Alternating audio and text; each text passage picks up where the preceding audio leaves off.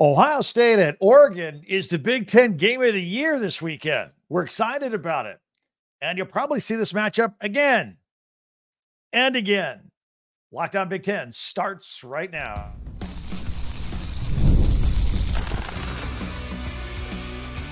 You are Locked On Big Ten, your daily podcast on the Big Ten Conference. Part of the Locked On Podcast Network, your team every day.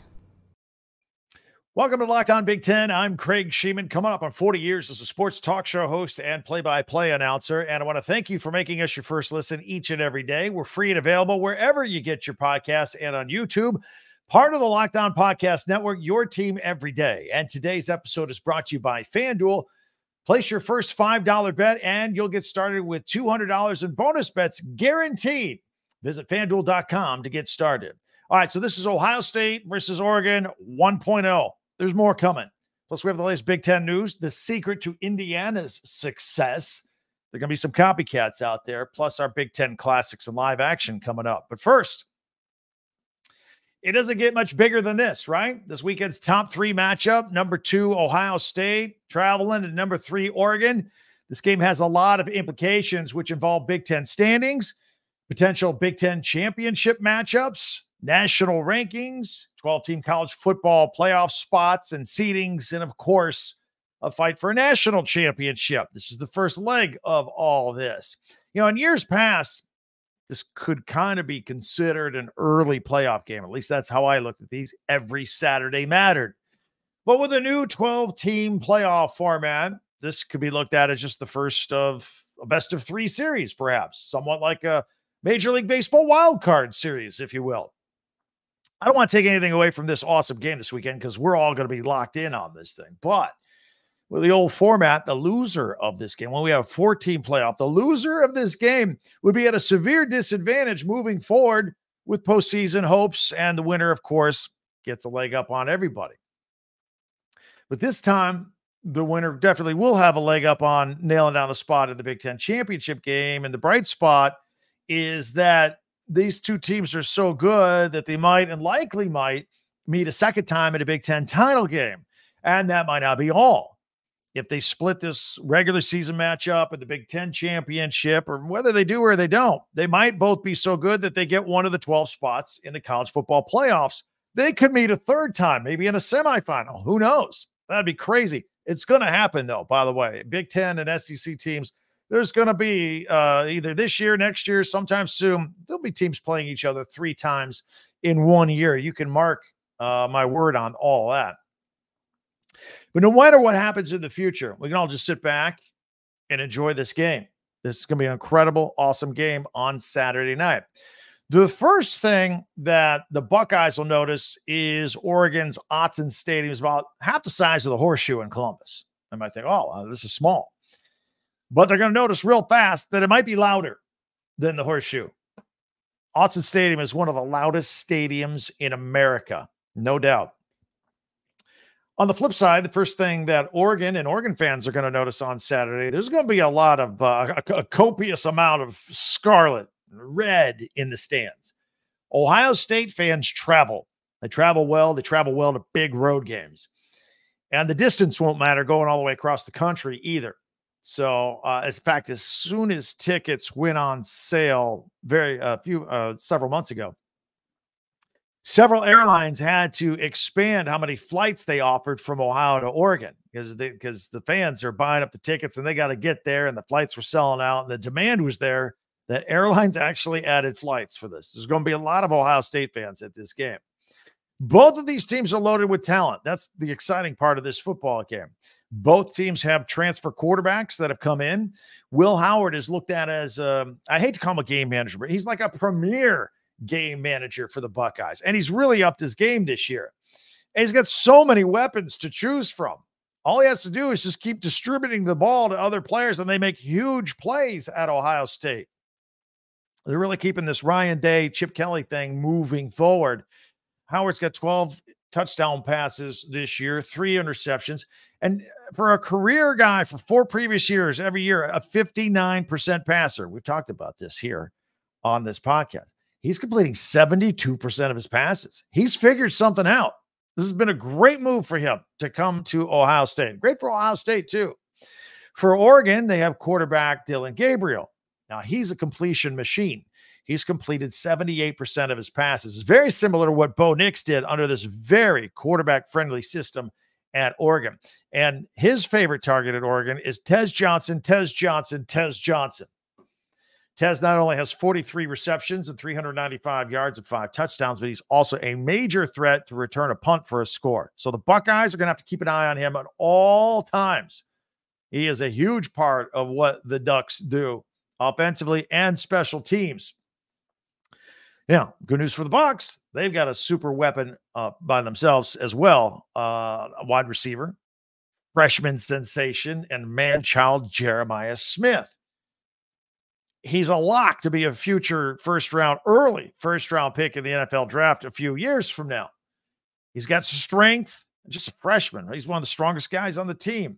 He's got the ability to make circus one-handed catches. He's done it numerous times this year. He's a highlight machine. Second to none in the country.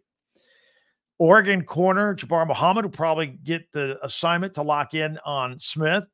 He's got 6 pass breakups this year to lead the Big Ten, and he led the Pac-12 in that category last year when he was with Washington before he transferred over to Oregon. Both teams have a great running attack. Oregon running back Jordan James. He's averaging over 6 yards per carry and has 5 touchdowns. Had a big week last week, too. But the Buckeyes are deeper and better than any team in the country at running back. They have former All-SEC and transfer running back Quinshon Judkins. He averages almost 8 yards per carry. He's got 5 touchdowns. Meanwhile, Buckeyes hold over TreVeyon Henderson. He's still there. He does average 8 yards per carry, and he's got 4 touchdowns already. It's just a 1-2, puts a 1-1 punch, not even a 1-2 punch. Now, defensively, the Oregon defensive front, they've combined for 11.5 sacks and 68 pressures this year. Defensive end Jordan Birch was just named the Big Ten Player of the Week, Defensive Player of the Week. More on him in a moment. He had 2.5 sacks against Michigan State. He's tied for the Big Ten lead with 5 sacks this season. The Buckeyes defensive front, all those guys are going to be in the NFL. Loaded with future NFL players. They've got an eye-opening 17 sacks already. So with that in mind, I think with all the weapons on both sides, I think the key may come down to which defensive front can impose their will, control things up front, disrupt an offense, get an offense off schedule. That's going to be the key to this game. I know NBC is particularly excited about this one. Of all the games they picked for their Saturday night package, Big Ten Saturday night, this is the one they wanted first. This is the game. This is going to be a bonanza for ratings for NBC. We'll all be watching it. It's going to be the biggest test of the year for both of these teams. They're really going to know where they are after this one. I think the Ducks, I think the home field advantage is going to be real. I do, even though there's going to be a lot of Buckeye fans there. I just think it's going to be a tremendous atmosphere. Ohio State coming out, traveling. But I think Ohio State is so deep, top to bottom. Their second string can beat most teams. They're loaded, first string, second string players, and that's going to be enough. And all the weapons they do have, I think, to get them a tight win in Eugene. But hey, like I said, I think there's going to be a rematch, at least one. They're going to be playing each other again. Also, keep in mind, if you're an everydayer here, we go live on Saturday afternoons or Saturday nights, depending on when the game is or what big game we pick. We'll go live on our Locked On Big Ten YouTube channel as soon as this game is over Saturday night. And I'll be looking for your comments on that game. I'll be giving you my comments on that game, analysis, opinion, and also all the other Big Ten games that took place throughout the day. We'll have that all. It's what we do when we go live on Saturday night into Sunday morning. It's great. It's a lot of fun. So given the time of this game, I'm anticipating that we go live at about 11 o'clock-ish p.m. Eastern, 8 p.m.-ish Pacific time. All right, so we got all that coming up. Can't wait to do that. We also want to invite you to check out our website, Talk Big Ten. If you're on video, you see the scroll on the bottom, talkbig10.com. That's the number 10. All of our podcasts go there chronologically and by team. If you want to go back and listen to some other ones that we've had, they're all right there at your fingertips. And while you're there, we've provided a link for you to buy some merchandise from your favorite schools and your favorite teams. Get some new shirts and hats with your team's logo on it and root on your team. It's all right there at talkbig10.com. Also, now all this is free.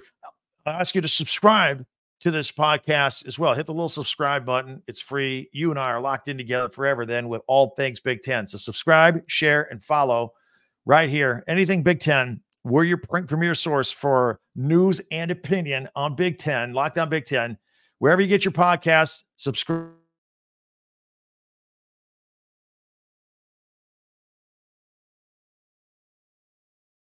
That I will also tell you, coming up, we are going to talk about the Indiana Hoosiers and the secret to their success. What's going on? People are going to start copying this as well. All that's coming up, plus our Big Ten classics going into the weekend. It's all right here in 1 minute on Locked On Big Ten. Game Time. Get the Game Time app. This is how you get tickets to everything. It's on your phone, your device, right there. Download Game Time today. Get your favorite tickets to your Big Ten games, Major League Baseball playoffs, NFL, whatever you want. And also non-sport things like concerts, comedy shows in your own neighborhood, in your own backyard. Use the Game Time app for all of that. It's very easy to make purchases. Got upfront pricing. There's no gimmicks, no add-ons later. Right there. Very easy to figure out. Got their lowest price guarantee as well. Or Game Time will credit you 110% of the difference. Download the Game Time app. Take the guesswork out of buying all these tickets on Game Time. Download the app, create an account, use the code LOCKDOWNCollege for $20 off your first purchase. Terms apply. Again, create an account and redeem code LOCKEDONCollege, LOCKEDONCOLLEGE for $20 off with Game Time. Well, thank you for making Locked On Big Ten your first listen every day, especially you everydayers out there. Meanwhile, be sure to subscribe on YouTube, share, and follow and like Locked On Big Ten, your team every day. And don't forget our website. Go visit talkbig10.com. So while a lot of focus this week has been on number 2, Ohio State, number 3, Oregon, and then don't forget number 4, Penn State. We featured them yesterday, getting ready for their game against the Trojans. That was on yesterday's podcast. Go back and check it out for another listen if you missed it. But the Indiana Hoosiers, a program that has lost more games than any Power 5, Power 4 team in all of college football. They are 6-0. They're ranked 18th in the country. And this is all under first-year head coach Curt Cignetti. This is the hottest start the school has had since 1967. Obviously, when Indiana hired Cignetti, they hoped that he would turn the football program around. When you hire a new coach, that's what you expect. But in year 1, nobody saw that coming. Nobody. Last week, they became the first team in college football to be bowl eligible in the whole country. They're going bowling. That we know. The question is, how high up can they climb from here? Nobody saw any of this coming. So what is the secret of his success there at Indiana? Well, other schools, they battle recruits and the transfer portal kids, battling with other Power 5, Power 4 schools. And that includes transfer portal. They're just swapping back and forth. Well, Cignetti has been collecting players who are the best of the rest from group of 5 transfers. And a lot of them have been ignored. 13 of these players come from his former team, James Madison. And those players won a lot of games over 2. They just lost 1 game last year. That was it. And then there's quarterback transfer Curtis Rourke. He came in from Ohio. He's thrown for 1,700 yards already. I mean, he's just slinging it. When's the last time an Indiana quarterback was comfortable in the pocket, just slinging it everywhere? It's been incredible. And Indiana has topped 40 points in 5 of its 6 games so far. They're on fire, almost unstoppable offensively. So getting players from group of 5 schools, smaller schools, it means that Indiana is stockpiling talented football players, Division I players. They got a little bit of a chip on their shoulder because they were overlooked before by some of the bigger schools. But they've got talent. They're good. They're good enough to play in Power 5, Power 4 football. And yet, in Bloomington, here they are. This is a blueprint. Seems to be working for Cignetti and the Hoosiers. And, you know, when something starts working, all the other coaches start copycatting. I mean, I don't think like Alabama or Georgia or Ohio State are going to go this route, but Other schools are maybe trying to get into that next level. And maybe Indiana will even get into the next level after that. We'll see. They got like a 52% chance of making the playoffs right now, according to some analytics I saw the other day. But other coaches are going to start doing this. Mark my word. But the Hoosiers have a much-deserved bye week this week, a week before the tough test against Nebraska coming up next. That's going to be a great game. We're going to be all over that as well. It's a day later than we normally do this. Been a busy, crazy week, but I want to give a shout-out to all the Big Ten players of the week. We always like to do that. Speaking of Curtis Rourke, the quarterback of Indiana, he was the co-offensive player of the week, had 380 yards and 3 touchdown passes to help them beat Northwestern.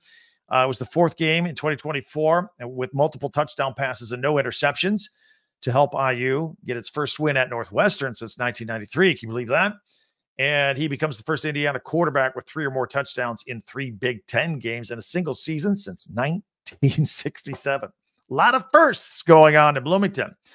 Also, co-offensive player of the week was Emeka Egbuka out of Ohio State. No brainer here, man. He had 3 touchdown catches last week.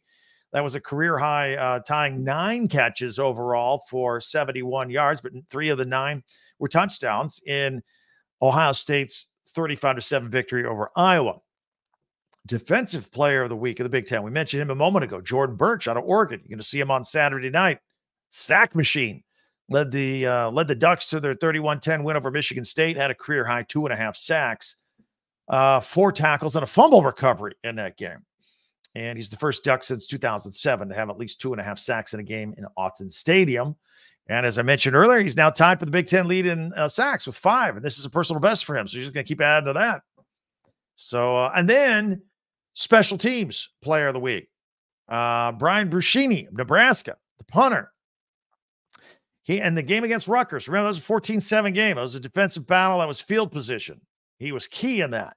He averaged over 50 yards on 5 punts, including punts of 61 yards. That, by the way, was into a 25-mile-an-hour wind from what I hear. It was a hot, windy day. He had another punt for 69 yards. These are into the wind. And he helped the Huskers win that game, obviously. The 69-yard punt he had pinned Rutgers inside their own 15-yard line on the game's final minutes and helped Nebraska secure that win. By the way, that wasn't all. Had a 30-yard pass completion. A fake punt. Playing quarterback now. And that extended a Nebraska drive. So congratulations to him. And we got a freshman of the week, Trek Kekahuna from Wisconsin, wide receiver. Caught 6 passes for 134 yards and a pair of touchdowns to help the Badgers defeat Purdue 52-6. Badgers racked up a lot of stats, including the freshman in that game. Hauled in his first career touchdown on a 69-yarder catch and run, and helped open up the scoring there in the second half against the Boilermakers. So, and by the way, the last freshman of the week for Wisconsin was their current quarterback, Braden Locke, last year. I told you, I think they're going to be okay at quarterback with Tyler Van Dyke hurt. I liked Braden Locke last year when he came in for Tanner Mordecai. So he's got some experience. You know, he was obviously freshman of the week. He had some good games last year. Let him go. Let him develop this year. So maybe a tough situation, a silver lining there for the Badgers. All right, I want to give all those guys a shout out. Now, on Thursdays, we like to look ahead to the Big Ten Network and the programming with Big Ten Classics and also the live programming. We'll tell you what games are going to be on there. That's all coming up in just 1 minute right here on Locked On Big Ten. FanDuel makes watching games even more fun than they already are, especially if you're an NFL fan. You go the rest of the season and get a big return on FanDuel, America's #1 sports book. Like if you get a hunch in the middle of a game, you can check out the latest stats, live play-by-play, all that right there on the same page where you place your bets. It is so convenient. It is so easy. You'll get started with $200 in bonus bets guaranteed when you place your first $5 bet with FanDuel. That's FanDuel.com.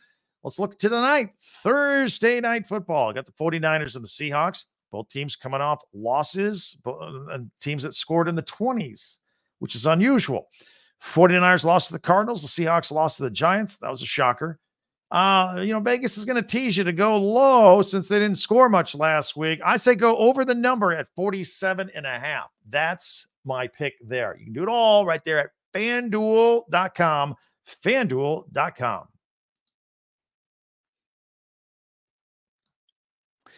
All right, it's time now to take a look at the weekend. We're not affiliated with the Big Ten Network, but we cover a lot of the same stuff. They air it. We talk about it, right? So let's take a look at Big Ten Classics and some live action. Let you know what games are going on. All sports, too. We do not just football. They got a lot of good stuff going on there. So let's put it on screen. If you're on audio only, we'll describe to you what you're about to see. And we put the grid on. We pick it up with Friday.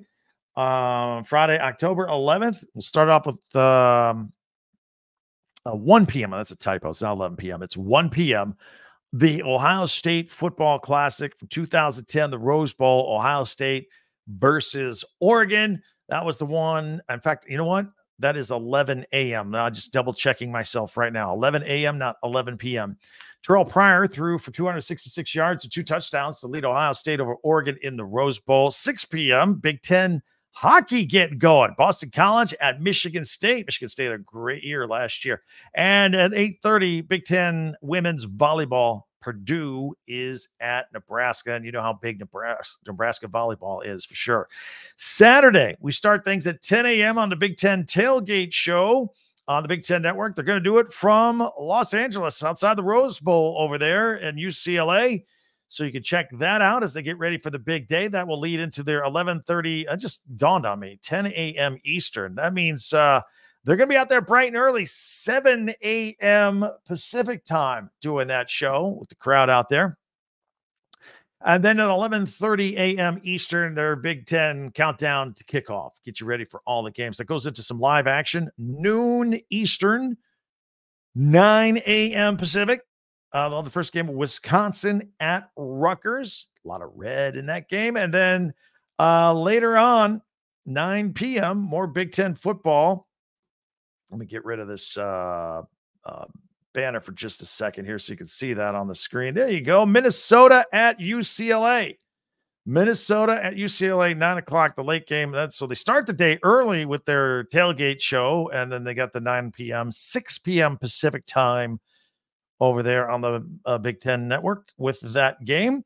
Let's see what else we have here. Let's move over to Sunday's action. Let's see here. So Sunday the 13th, these are Eastern times as well. Wanted to put that crawl back on there. There we go. We got at noon Eastern, 9 a.m. Pacific. This is where they run their little highlight snap to snap edits. So you can watch a whole game condensed in 60 minutes. Penn State at USC, they're going to be redoing that. Again, a 1 hour package starting at noon Eastern at 1 o'clock. Believe it or not, we got basketball. We got Big Ten basketball here. Got an exhibition game. Michigan State and Northern Michigan. How about that? Hoops is here. Can you believe it? Ha. More Big Ten football in 60 edited shows, 4 o'clock Eastern. They've got the Ohio State Oregon game at 5 Eastern, Wisconsin at Rutgers, and at 11 p.m. You can watch Washington at Iowa. And these all play at various times. I just pulled them to show you when they're on. So they're all coming up. You can catch those throughout the day on Sunday and then into the week as well. So there you have it. Very exciting weekend, ready to go. I want to give you a heads up here. Look, so we're many of you don't know, I'm in Florida. All right, we got Hurricane Milton. We're recording this podcast. I get wind blowing outside right now. So prayers to everybody in the path. We may or may not be able to do a podcast tomorrow. We'll see. We'll see how it goes. And then we're definitely going to go live on Saturday, one way or the other. We're going to figure out how to go live after that Oregon Ohio State game at Autzen Stadium. So bear with us, and love to see your comments in the meantime on YouTube. Don't forget to hit us up on Twitter at Talk Big Ten and our website, talkbig10.com, for all of our podcasts and links to your favorite schools for merchandise out there. So feel free to join us. Before you go, you can really help us out if you subscribe. If you haven't yet, go ahead and subscribe. It's free. Just click the button. And I also ask if you don't mind sharing with somebody. If you're sitting around this weekend, you got a friend that's a Big Ten fan or family member. Hey, you might like this, right? Send our podcast to them. Let them know we're out here each and every day. So subscribe, share, and follow and like Locked On Big Ten right now. And you get the latest episode of this podcast as soon as it becomes available each and every day. Go back on the either YouTube or our website and check out previous podcasts. Get caught up of us talking about your favorite team. And then for a second listen, check out our friends at Locked On College Football. They got a podcast every day as well. Spencer McLaughlin does a great job hosting it. Locked On College Football is available on YouTube as well, and wherever you get your podcast, part of the Locked On Podcast Network, your team every day. All right, that'll do it. We'll talk to you next time. Can't wait. Going to be a huge weekend in the Big Ten and college football in general. For Locked On Big Ten, I'm Craig Sheeman.